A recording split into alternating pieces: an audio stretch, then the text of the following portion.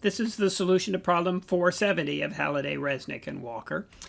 This is a problem involving relative velocities. We've got a boat traveling in water. It's a fairly standard kind of example. Let's go through it in some level of detail, though. We know the boat's traveling upstream. It says that's the positive direction. And then we've got water flowing clearly downstream, which is going to be in the negative direction. So as always, let's sort of start out and think about coordinate systems here. So the first thing to do is set up the coordinate system for the ground. And so we got x and y axis there. And then we can put another coordinate system in, what I'll call the primed coordinate system that corresponds to the water. So we imagine some coordinate system attached to the water. In that, we know that the water is moving to the left because upstream is heading to the right. So that's the velocity of the water. And in the water, we have this boat.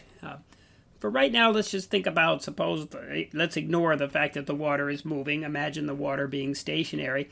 The boat, we know, has a velocity to the right, and it's given by this 14 kilometers per hour that is there on the on part of the numbers given with the problem. So with the water, ignoring the water motion and just stationary, we know that the boat's going to travel to the right with that speed of 14 kilometers per hour. Now we also know, of course, that the water is moving, so now let's think about the water moving to the left, and we'll ignore the motion of the boat. We'll just assume that that's stationary in the water. So the water is moving to the left, and that speed is the 9 kilometers per hour that we know there for the water.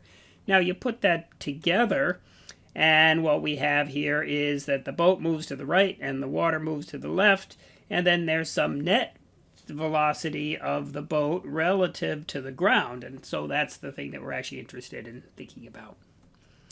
All right, I like to think about this in the following way. Sometimes I think it's easier to think about the displacements rather than the velocity. So let's think about what happens in a 1 hour time period, and I want to do it as sort of two separate stages. First, I want to think of the water as stationary and the boat moving in that water. So if we do that, we turn on the time and we look for 1 hour, we'll say that the boat moves that particular distance, and we'll say that's okay, 14 kilometers, because in 1 hour, that's how far it's going to go.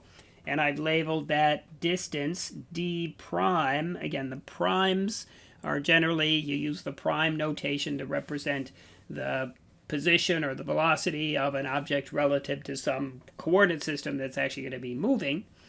We did this sort of first having the boat move through stationary water, and then sort of think about it as like a second hour. Now the boat is stationary in the water, and the water itself is going to move.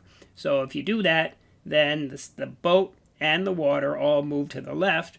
And of course, that's now in 1 hour time going to be the 9 kilometers off to the left. So what we find then, of course, is that the distance that the boat actually moved was sort of the sum of two different displacements. First, the displacement, with the way we did it, was the displacement d prime that the boat moved in the stationary water, and then we added the water moving to the left as a second sort of step in the process. If you do that, then you can sort of plug in the numbers. That's not too hard.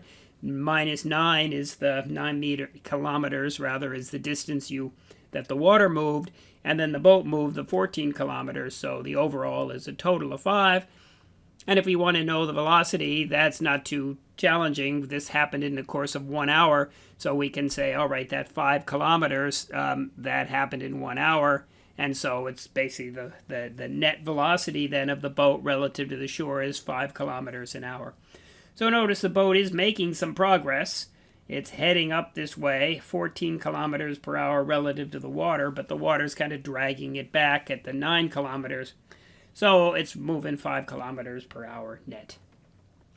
All right, so we can do that, though, also sort of just using the standard formulas rather than think about it in terms of how far you go in two different displacements. We know that the velocity of the boat relative to the ground is this unprimed value, and that's the sum of the velocity inside that reference frame and then the velocity of the reference frame itself. So if you do that, it's really basically the same numbers. It's minus 9 kilometers per hour. and it's 14 kilometers per hour, so you just get directly 5 kilometers per hour. So as I said, it's not outrageously challenging. Let's go now and think about the second part, C through D here, about this child walking on the boat. Now this feels like it might be pretty complicated because now we've got sort of a moving frame inside a moving frame that's moving relative to some fixed frame. So it seems like it's sort of going to be a little bit hard to sort out. But I think it's simpler to sort of do this, to say, all right, well, look, now we know the velocity of the boat relative to the ground. In fact, it's the 5 kilometers per hour. So we don't need to worry about the water at all anymore. The boat is just moving 5 kilometers an hour to the right. And so that boat then is going to become what we call our moving frame. So let's just decorate it with some axes. There's the 5 kilometers an hour for V sub B. I'll decorate it with some axes.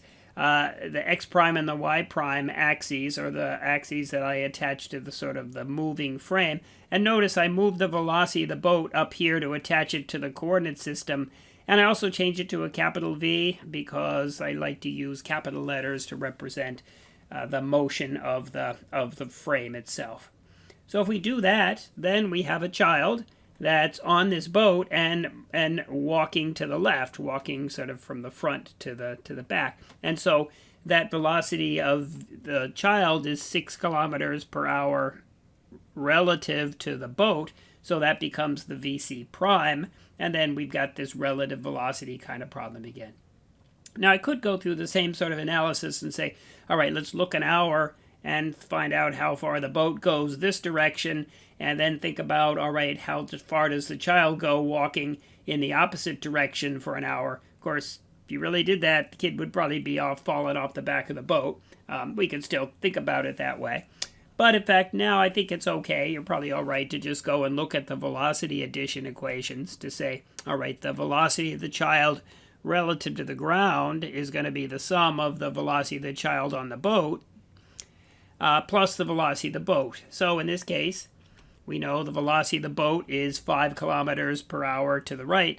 The child's actually walking faster than that, 6 kilometers an hour to the left. And so the sum of those two is minus 1 kilometer per hour. So that means as the boat moves forward to the right, the child is moving more quickly to the left, and so relative to the ground, the child's actually moving backwards. So that's might feel a little confusing, but the numbers sort of work out that way. And again, we can think about the boat moving 5 kilometers to the right, and at the same time, or maybe in 1 hour, and then the child moving the opposite direction 6 kilometers in that 1 hour. So the net change in position is going to be that minus 1 kilometer.